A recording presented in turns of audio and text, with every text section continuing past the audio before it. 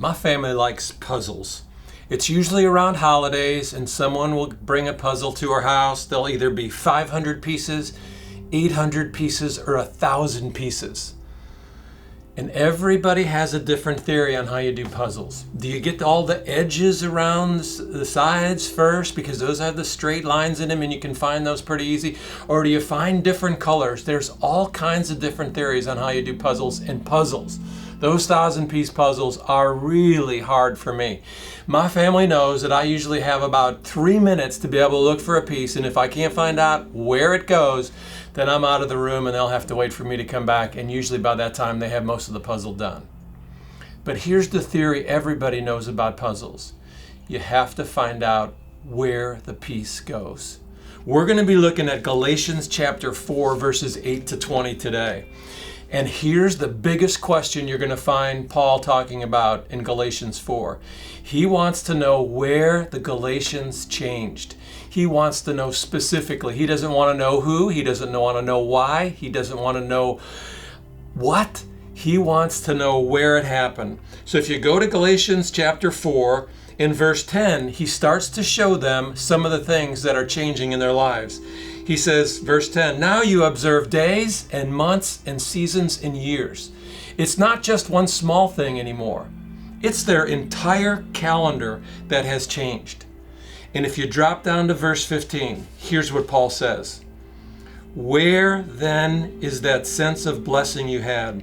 For I bear you witness that if possible, before, you would have plucked out your eyes and given them to me. They had such a tight bond. Paul and these churches in the region of Galatia were tight. They loved each other. They supported Paul probably when he was sick. They supported him when he was doing his ministry.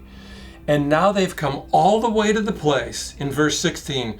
So have I become your enemy by telling you the truth? Paul asks them, where did that happen? Where did it happen, Galatians, that I became your enemy? You stopped trusting me.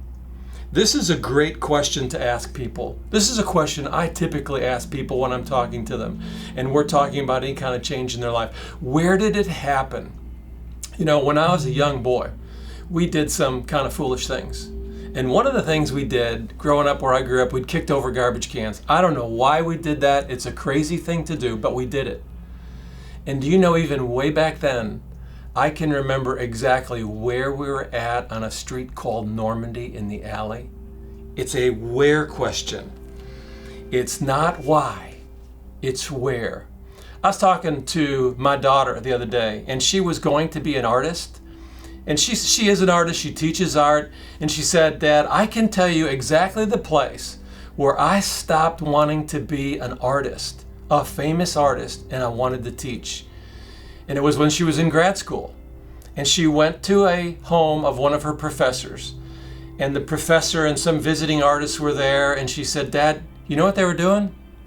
They were doing bong shots.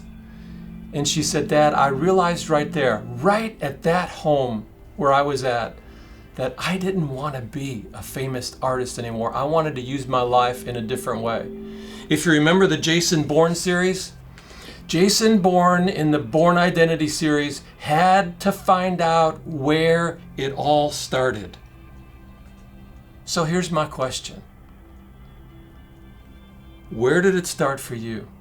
If you've lost a relationship, if you've lost your desire to grow as a believer, if you've gotten into some false teaching, if you've lost your wonder about who Christ is in your life, here's Paul's question. Where then did it start? Go back in your life. Find out where it started, and you can be on a track to growth again. See you tomorrow in Galatians.